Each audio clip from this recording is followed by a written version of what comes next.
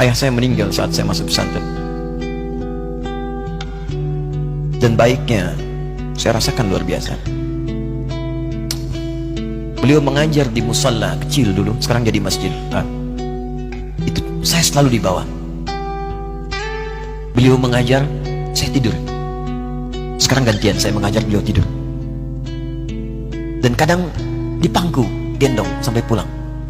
Saya pernah sengaja pura-pura tidur untuk ingin tahu apa yang dikerjakan ayah saya di jalan. Jaga betul supaya nggak bangun. Begitu saya disimpan di kasur dan bangun, diajak bercanda. Saya mau masuk pesantren, beliau nggak sempat ngantar. Saya bertemu, beliau menangis, peluk saya, minta maaf, nggak bisa ngantar ke pesantren. Saya belum mengerti apapun saat itu. Saya bertekad, insya Allah saya belajar dengan sungguh-sungguh. Sepekan, 2 pekan saya dapat panggilan pulang. Saya tanya pada kakak saya yang ikut, sekarang ada di sini. Di mana ayah? Beliau nggak jawab.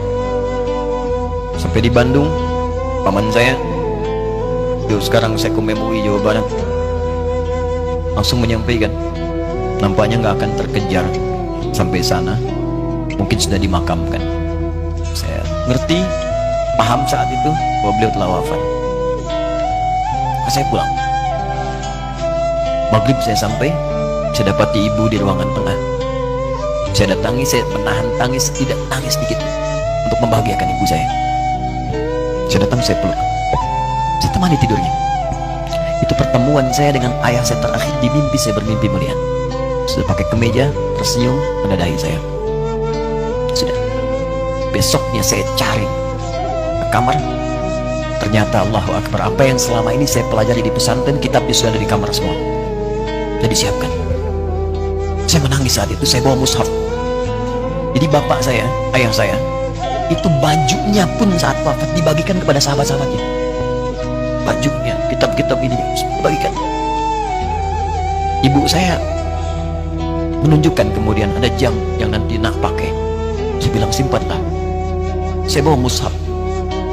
Dengan mushaf itu saya duduk di ruangan tengah, saya menghadap kiblat dan saya mohon kepada Allah, ya Allah, saya tak punya kemampuan lagi membahagiakan ayah saya saat hidup di dunia, tapi mohon jadikan setiap huruf dalam Al-Quran ini, ya Allah, pahalanya mengalir untuk ayah saya. Begitu saya bacakan saat itu, tak bisa saya berhenti, dan tiba-tiba langsung masuk ayatnya, artinya, posisinya, nomornya, gak pernah berhenti, masuk. Saya bertekad ingin berbuat baik. Puncaknya saya sekolah, ibu, ya Allah, saya ingin berbakti pada ibunda saya. Mana tahu apa yang terjadi. Demi Allah saya katakan, ketika Anda bersabar, ibu saya, bu, pak, itu krisis 97A.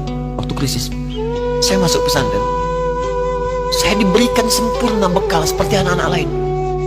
Rupanya ibu saya sudah tanya kepada santi-santi, orang tuanya, berapa bekal Anda kasihkan? Dikasih yang paling tinggi itu dikasihkan pada kami tiap bulan. Saya terima.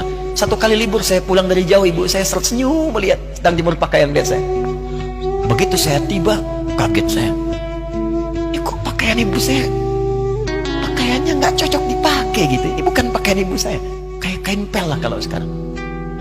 Saya masuk ke rumah, saya kejar, saya buka pakaiannya, lemarinya, saya nggak temukan sedikit pun. Saya kejar kakak saya, dia sudah siapkan makan. Kak perempuan kami yang kedua, mana pakaian ibu saya? Perhatikan jawabannya. Dia menangis saat itu. Dia bilang, mama itu telah menjual semua perhiasan dan pakaiannya untuk pendidikan kamu. Jual. Untuk kita, katanya. Jual. Dan bertahan dengan 150.000 per bulan saat krisis. Jadi rupanya ibu saya itu makan nasi sehari cuma sekali. Beliau mengajar. Di berangkat sekolah itu cuma makan pisang, minum kopi, makan nasinya malam. Saya bilang, ya Allah, saya akan ganti baju ibu saya dengan kain ihram dan saya gandeng tangannya di Masjidil Haram. Itu apa yang terjadi? Begitu saya kuliah di Libya, alhamdulillah, saya berangkat, saya mulai mengajar, saya serius belajar. Saat itu kemudian Allah mulai berikan jalan. Saya ingin sungguh-sungguh. Malam saya bangun, saya sholat, saya belajar, saya menghafal Quran, saya belajar riwayat Quran. Sampai puncaknya tiba. Saya ditugaskan pemerintah Indonesia saat itu untuk jadi petugas haji di Mekah. Saya telepon ibu saya. Saya bilang, Ma, saya insya Allah akan haji 2010. Saya telepon Februari saat itu. Saya dengar suara, terbayang wajahnya indah, senyuman, bahagia. Alhamdulillah, nak. Kapan berangkat? Tahun ini insya Allah. Saya bilang, dan saya tidak akan pernah berangkat kecuali mama pun akan berangkat. Terdengar nada pesimis tapi senyum. Dari mana katanya? Allah akan kasih, saya bilang. Saya sedang bekerja berusaha karena Allah, mustahil Allah akan sia-siakan. Berapa butuhnya? Porsinya 25 juta. Kapan harus ada? Bulan Juni. Ya, dari Februari ke Juni itu. Ya, Juli bukan Juni, Juli. Ya, jadi saya masih ingat bulan 7, 5 bulan tuh. Saya ibu, Pak, nabung saya. Saya beli tabungan, saya niatkan untuk ibu saya haji. Bulan Juli masih setor 25 juta. Jadi semua tabungan masukin situ. Ada yang ngajar ngasih, masukin situ. Masukin semua. Tepat sepekan sebelum itu kemudian didaftarkan, saya buka tabungan. Allahu Akbar, karunia Allah luar biasa. Tadi butuh berapa? 25 juta. Begitu dibuka, Masya Allah, 1 juta. Karena beasiswa nggak banyak, 1 juta.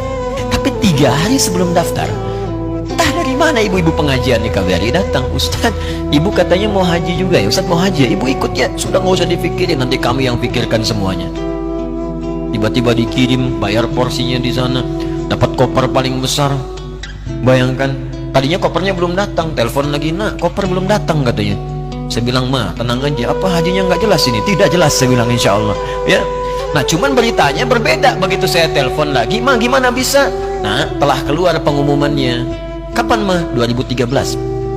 Loh, kan saya haji 2010, nggak bisa, harus 2010. Lihat kalimat ibunda saya. Nah, jangan pernah mengambil hak orang lain. Allah kasih 2013, alhamdulillah. Saya bilang, Ma, kita tidak harus mengambil hak orang lain, tapi kita meminta kepada Allah yang memanggil kita. Boleh jadi Allah akan berikan tambahan kuota pada tahun ini. Doa lagi, minta, datang ke masjid. Tiba-tiba ada sedang oki di Istanbul saat itu, keputusan 1.000. Setiap ada 1.000 muslim, 1 kuotanya. Saat itu Indonesia dapat tambahan 22.000, termasuk ibu saya ada di situ. Ya, acara malam Al-Qadar 27 Ramadan, malam masih ingat betul, saya jadi MC dengan rektor pada saat itu. Saya nggak pernah bawa handphone, tiba-tiba handphone itu saya bawa, berbunyi kemudian telepon itu. Saya minta pada rektor izin, saya angkat dulu, diperkenankan. Saya kemudian ke belakang masjid, saya angkat. Tiba-tiba saya dengar suara sudah menangis. Nah, katanya, kenapa, Ma? Alhamdulillah, Mama bisa haji. Ternyata kuota itu termasuk ibu saya. 5 bulan, Pak. Wena biasa, nggak bayar tambahan, nggak ada macam-macam, bisa berangkat. Begitu saya berangkat duluan, saya tungguin betul di apartemennya, di maktabnya sampai datang. Begitu sudah datang, saya nggak sapa, saya lihat dari jauh. Bahagianya saya bisa mengganti pakaian tadi yang lusuh dengan kain ihram. Saya perhatikan, saya ikuti dari belakang. Di lift, saya ikuti. Di jalan, saya ikuti. Begitu sampai Masjidil Haram, saya gandeng tangannya. Ma, kita sama-sama. Labbaik Allahumma labbaik, labbaik la syarika lak labbaik. Saya tawa, saya gandeng ibu saya lindungi supaya dapat kenikmatan dalam tawafnya. Begitu saya rasakan bagaimana Sayyidah Hajar bekerja keras untuk Ismail. Saya balas di situ, saya gandeng tangan yang kanan, saya minta pada Allah, muliakan ibu saya, ya Allah, muliakan ibu saya, muliakan, berikan saya kesempatan membahagiakannya. Cuman yang kanan digandeng, yang kiri kosong, karena sudah tidak ada.